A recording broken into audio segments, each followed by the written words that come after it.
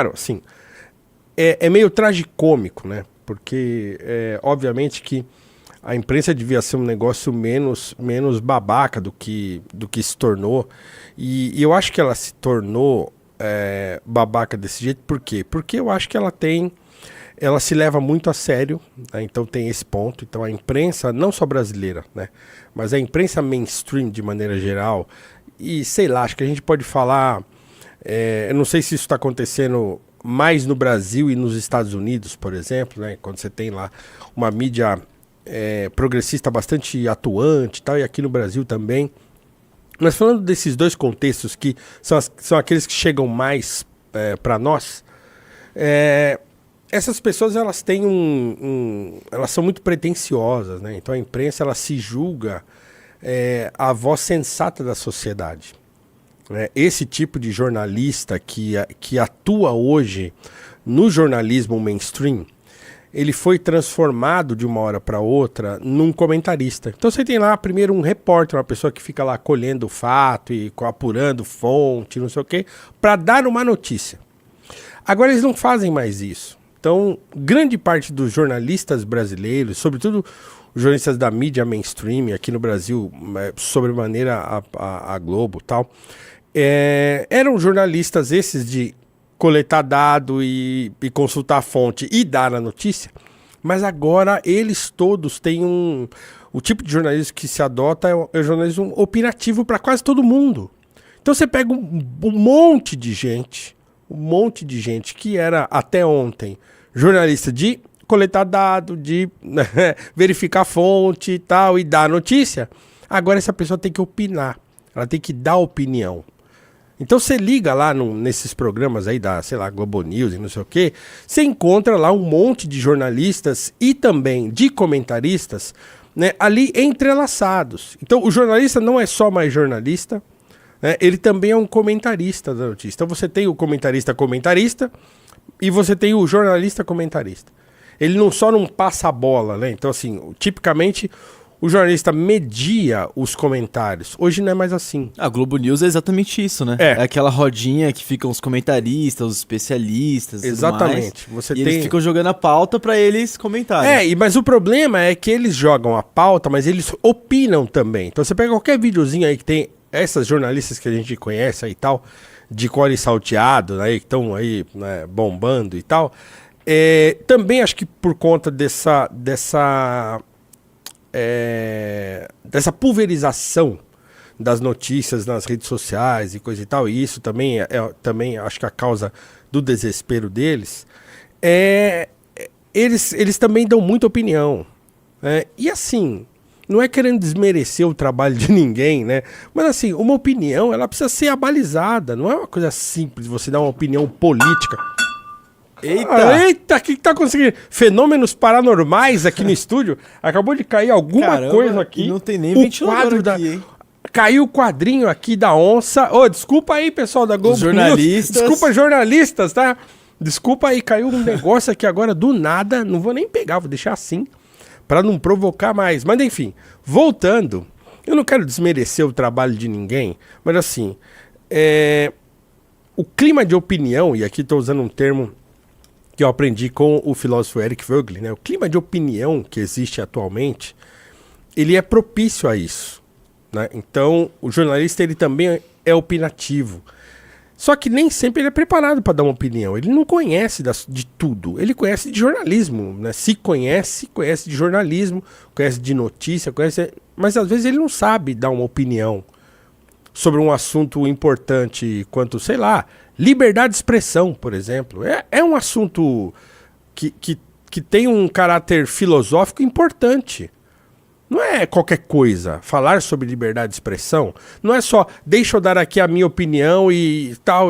Sim, claro, você pode dar sua opinião no bar, conversando com seus amigos. Como ontem eu tava lá com os meus amigos dando um monte de opinião, falando um monte de coisa, a gente rindo da opinião um do outro. Então, quando você tá cara a cara com seus amigos, por exemplo, isso é importante. Quando você tá tete a tete com as pessoas e você fala uma coisa, uma bobagem, na hora as pessoas já respondem, já reagem, cala a boca, tá falando bobagem e tal, não sei o que lá. Mas no jornalismo não é mais assim. Então, o jornalista dá uma opinião, às vezes, completamente infundada, e o que ele escuta ali, dificilmente ele encontra um contraponto. Às vezes acontece, né? Às vezes acontece. E aí dá toda aquela saia justa, vira e mexe, viraliza um videozinho desses que, sei lá, um Demetrio Magnoli, que é lá da Globo, ele faz um contraponto lá, e aí acaba saindo uma discussão, porque aí eles não, né? O jornalista não gosta de ser contrariado, e aí sai uma discussão, vira uma saia justa e vai parar nas redes, e aí viraliza. Mas em geral isso não acontece. Eles olham pra cara do outro com aquela condescendência, tal. Às vezes o cara fala uma coisa completamente absurda, né? E vai passando, né? Então, esse tipo de jornalismo que se costumou a fazer no Brasil e também, né, em outros lugares, ele é um jornalismo que hoje padece de credibilidade, né? Então, grande parte das pessoas não confia mais nesse tipo de jornalismo. Das pessoas assim que estão aí por aí nas redes e acompanham política e tal, né? Muita gente já tem o pé atrás com isso. Por quê? Obviamente, porque tem outras fontes de informação, né? Boas ou ruins, né? Que divulgam fake news ou não, mas existem, né? Hoje não tem só a televisão como tinha na época que eu era adolescente, por exemplo, tinha televisão e rádio, não tinha internet, né? Então hoje não é mais assim. Hoje o sujeito entra lá no celular dele, liga lá na internet e ele tem trocentas milhões de opiniões diferentes, né? Concorrendo entre si e vai que vai, né? Então ele pode confiar na mídia mainstream ou não, né? E se ele não confiar, ele vai buscar informação em outro lugar. E parece que, para além da pretensão da mídia mainstream de ser a voz da sensatez de uma sociedade, como parece que eles têm a pretensão de ser, eles também, eu acho, têm um lance meio corporativista, né? De achar deles acharem que estão perdendo essa aura que eles têm de serem os donos da informação. Então é por isso que, assim, desde ontem, porque o Zuckerberg tá flertando com o fascismo, porque é o ódio na veia, porque é o não sei o quê, assim, um desespero. Você lê lá coisas no X mesmo, de jornalistas, você assiste vídeos lá de cortes dos canais da imprensa mainstream, então você vê que, assim, é um nível de desespero por uma coisa assim que é muito simples, né?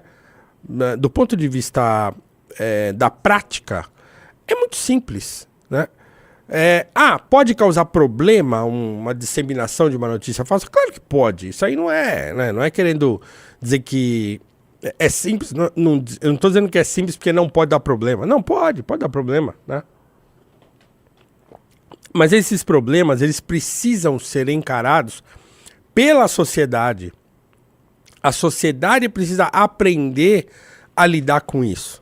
E não a mídia mainstream e, pior ainda, o Estado brasileiro se tornar uma muralha, né, entre os problemas que a sociedade pode ter com esse tipo de liberdade nas redes e tal, e a sociedade. Está errado isso. Está errado. E por quê? Porque a sociedade, ela para usar um termo do Edmund Burke, né, lá no Reflexões sobre a Revolução na França, a sociedade é um contrato, né? Eu estou até escrevendo uma coisa sobre isso. A sociedade é um contrato. Nós, enquanto sociedade, temos um contrato, né? E o Burke vai chamar isso de contrato da sociedade eterna, né? Então nós temos um contrato com as pessoas que estão vivas, né? E também com aquela chamada democracia dos mortos, né? Aqueles que já foram, que já morreram e coisa e tal, né, legaram para nós uma série de valores, de princípios, de coisas que fazem parte da sociedade. Então a sociedade é um contrato entre aqueles que estão vivos e aqueles que já morreram e aqueles que virão depois de nós. Então o Estado, ele tem que ter um limite nessa mediação. Ele não pode ser um ser absoluto nessa mediação, porque ninguém autorizou o Estado a fazer isso, a não ser numa ditadura. Certo? O Estado censurar o livre mercado de ideias de uma sociedade, é só numa ditadura que isso acontece. Ninguém precisa do Estado mediando as relações entre as pessoas. É óbvio que tem leis, né? O que media em última instância são as leis. E as leis já estão aí. Inclusive para a internet. Nós temos um marco civil, né? Da internet e tal, que já media muitas dessas coisas. Então por que agora o Estado ainda quer intervir ainda mais nessas coisas? Ah, não, porque precisamos retomar o PL 2630, não sei o que e tal. E aí tá lá, sei lá, Fernanda Torres aí que tá no hype, né? Que apoia o PL 2630, a classe artística toda, o jornalismo mainstream todinho apoia o PL 2630. Por quê? Obviamente porque, na minha modestíssima opinião, e aqui falando também de uma opinião, né? Eles têm esse corporativismo entre eles, que não querem perder esse status que ele tem de serem os donos da notícia. E eles também sentem que estão perdendo espaço para outros veículos, né? Agora, é óbvio que também o jornalismo mainstream também pode divulgar notícia falsa, como faz às vezes. Ninguém está isento disso. Ninguém está isento de se enganar, de espalhar uma mentira, de repente se deixar levar por um negócio. Né? Entendeu? Então assim, quem é que checa o checador? Quem é que media isso? Quem é que vai lá interpelar o jornalista mainstream quando ele comete um erro?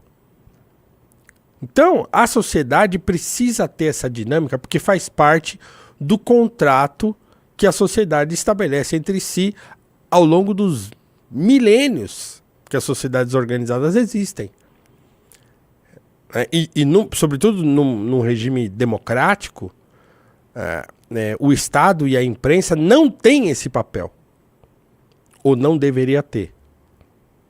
A sociedade precisa amadurecer por si própria. E é possível isso. É possível isso aprendendo, educando, né? Discutindo, debatendo. Ou você acha que uma notícia falsa que se esgueira lá pelas redes sociais, ela não vai ser combatida nas próprias redes sociais? É óbvio que vai. É óbvio que as próprias pessoas vão reagir àquilo. Ah, mas um conjunto X de pessoas vão acreditar. Vai. O conjunto vai acreditar. Sempre vai ter uma meia dúzia de pessoas, ou né, uma centena, milhares de pessoas que vão acreditar numa notícia falsa. Mas assim, isso sempre aconteceu. Isso sempre aconteceu. Então eu acho que a nossa grande tarefa, né, a nossa grande, digamos assim, o nosso grande compromisso no combate a essa sanha de censura que existe no jornalismo brasileiro e também na política brasileira, né, o nosso combate é bater o pé, defender com unhas e dentes o contrato da sociedade eterna que uma sociedade tem, que as pessoas têm numa sociedade. É nosso. Isso é o que importa para nós. Sobretudo se vocês estão falando, adoram falar em democracia. Então, numa democracia, o que tem que valer é o contrato da sociedade eterna, para usar de novo o termo do Burke. É isso. É esse contrato que a gente recebeu, né, e que se estabeleceu entre nós, né, para além daquilo que o Estado determinou pelas leis e tudo, e esse contrato que a gente vai entregar para os nossos filhos e netos e aqueles que virão depois de nós. O Estado, ele deve participar disso e não tentar controlar esse processo. Tá errado o Estado querer controlar esse processo. A imprensa, então, nem se fala. Pior ainda. Pior ainda. Pior ainda uma imprensa como a nossa, que até, sei lá, 5 anos atrás, a reclamação primordial era que, fomos perseguidos na ditadura, não sei o quê. Agora, ela, em nome de uma agenda que, curiosamente, é a mesma agenda do governo, ela pregar censura. Porque a censura, não tem outra palavra para isso. É você querer censurar o livre pensamento das pessoas, a livre expressão, né, das pessoas nas redes sociais. Ah, é um universo novo de coisa? É tudo novo. O X é novo, o Instagram é novo, a rede social é nova, a internet é uma coisa nova na vida de todo mundo, do mundo inteiro. Ah, tem coisa que a gente vai ter que aprender ainda como manejar. Vai ter. Mas a gente aprende. Né? A gente aprende educando, a gente aprende, conversando, a gente aprende, debatendo, errando, consertando, a gente aprende. A gente aprende, mas não é o jornalista X que vai dizer pra mim como é que eu tenho que aprender isso, ou deixar de aprender, ou corrigir, ou deixar de me corrigir, certo?